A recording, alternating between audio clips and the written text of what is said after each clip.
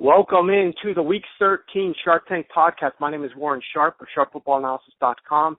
I'm joined, as I always am, by Bill Krackman and Krackenberger, live from Las Vegas, sharing a lot of great information and rants and other things with you guys, teaching you guys a little bit about the life out there. So welcome in. Good morning, Bill. How are you? Good morning. And I know I, week after week, probably sound like a broken record, preaching bankroll management and, money management skills. And, to live here takes a certain kind of an individual. Well, to live here successfully, anyway, takes a certain kind of individual in this business. But the perfect example is what happened the past week on our primetime Monday and Thursday night games in the NFL. And like I said, I do sound like a broken record preaching. The NFL is, the money that I bet on the NFL is much less than a college game, especially early in the season. Focusing much more on college basketball early in the season than I am on, anything. And NFL would probably be third or fourth down the line, to be honest with you. But it is Sunday, and, people are getting ready to leave town. This is the final day they're in town normally. People, they leave Sunday night or they leave Monday. So the NFL is a marquee games and the marquee sport to bet on.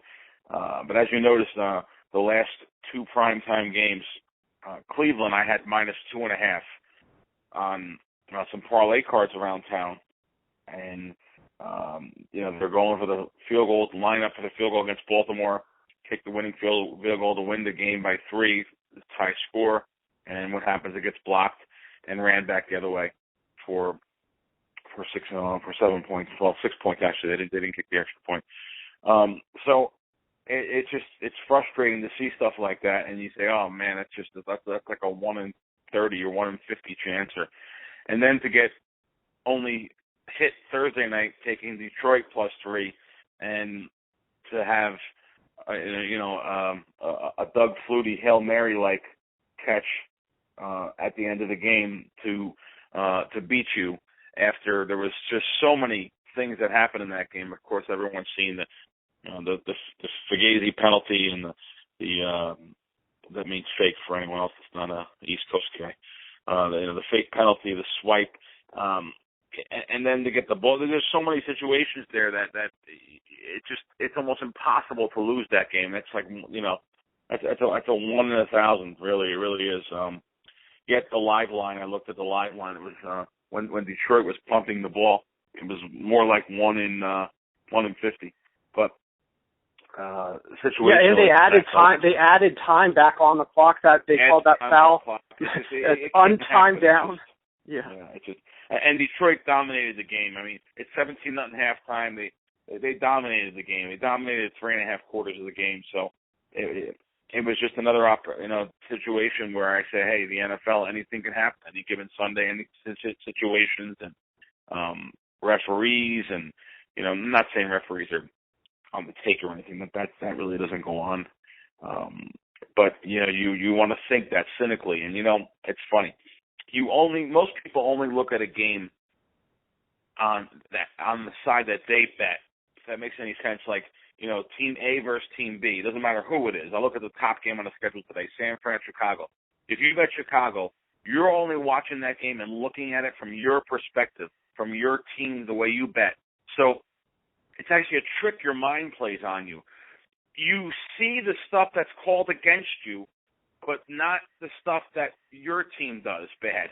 It really is. It's a phenomenon. It's just so.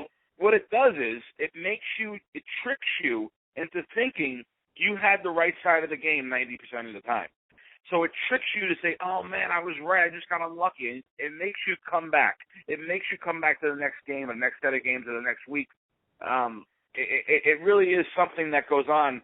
If you looked at the game from a perspective of maybe a newscaster or someone that's just a fan, which imagine there are fans of a sport. Anyway, but yeah, you just look at it from both sides, and you could see an evenly matched game, both sides, and watch it like that. You won't look at the game from your betting perspective, and you'll have a better grasp of what's going on. But You're absolutely right. Too many people. When you get a side of a game, you only look at it from your side 100%, and it makes you think that, hey, I had a chance there, I should have won, I just got unlucky. Let me keep going and keep doing this until you're in the poorhouse.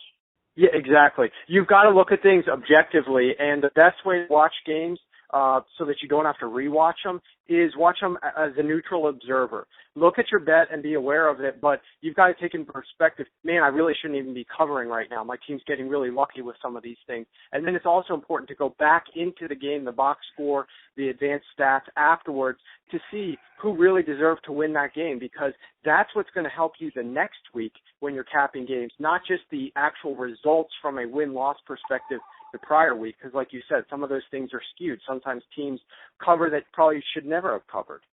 Hardly anyone looks at it. Look at the stats of the game after. they're on suicide watch. I think they're going to start opening the internet and look at the stats of the game. Oh, I lost that game. Let me see how many yards my team had. Absolutely not. But it's just that is what the fans look at. Though they look at the game and they say, "Hell, my God, I should have won that," or "I was in that game the whole time." And meanwhile, the other side of the game dominated the game sometimes. It's just it's a trick your mind plays on you from a gambler perspective. But on to the good old NFL again today. It gave you a couple plays the other day, and just like I said, getting the best of it doesn't mean anything sometimes. It's taking 3 on Detroit, loser the other day. Laying 2.5 on Cleveland when the line's 4.5. Through the keyest number in football, the 3, again, doesn't mean anything. Didn't mean anything, that situation. Same thing this week. Bet a couple games and have the best of it for sure with St. Louis +6. I did bet. I found a pick 'em on Seattle. Line's 2 now. Still a opportunity there for a wager. Also bet Houston +3.5. I bet a lot of NFL this week, actually, really. But again, I'm betting so much. I bet you my combined NFL bets today didn't equal yesterday what I bet on a game, a college game. So, but anyway, again, that's just a couple games and a little bit of knowledge out here and a little bit of passing them along to your listeners. And I guess that's about it, though, Warren. I'll talk to you next week, and hopefully we continue with a good weekend here. Perfect. All right. Well, thank you once again for joining us, and we appreciate it, and we'll talk to you next week. All right, pal. See you. Thanks.